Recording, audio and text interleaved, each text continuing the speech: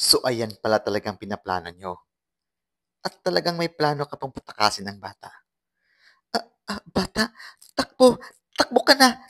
Tumakbo ka na! Sige manang, salamat po. Babalikin kita kung makaligtas man ako. Takbo na! Huwag ka nang lumingon! Takbo na! Talaga lang So anong akala mo sa akin? Napakahina tumakbo. Di mo ba alam o nakakalimutan mo ba? Taong lobo ako. Maaabot at maaabutan ko rin ang batang yun. At sa pagbalik ko, lagot ka sa akin. Dali-dali akong tumakbo, Kuya Hari, nang walang paglingon-lingon tulad ng sinabi ni Manang. Talaga matulin akong tumakbo. At mabilis naman talaga akong tumakbo, Kuya Hari. Kasi bata pa ako ng mga panahon na yon. Pero sadyang mas mabilis talaga sa akin.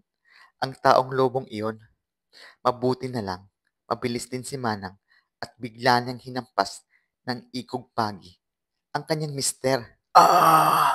Ginagalit mo talaga ako. Talagang kumakampi ka na ngayon sa mga tao. Lagot ka sa akin ngayon. Baka uunahin pa kita bago pa yung bata.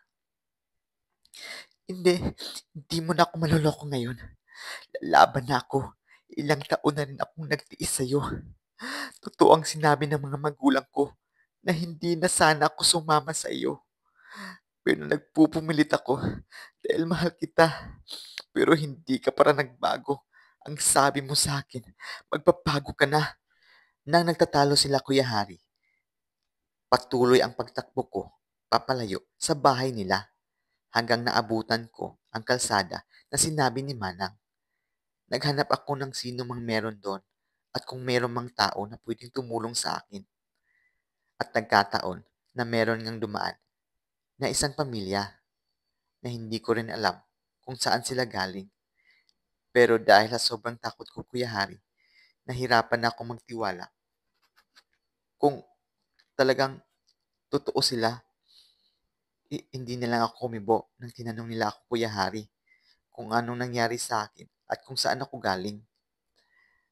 Dahil nga meron silang dalang balsahan ng kalabaw, pinasakay nila ako at nagkataon na nadaanan nila ang barangay namin at doon na ako bumaba at tumakbo papunta sa bahay namin.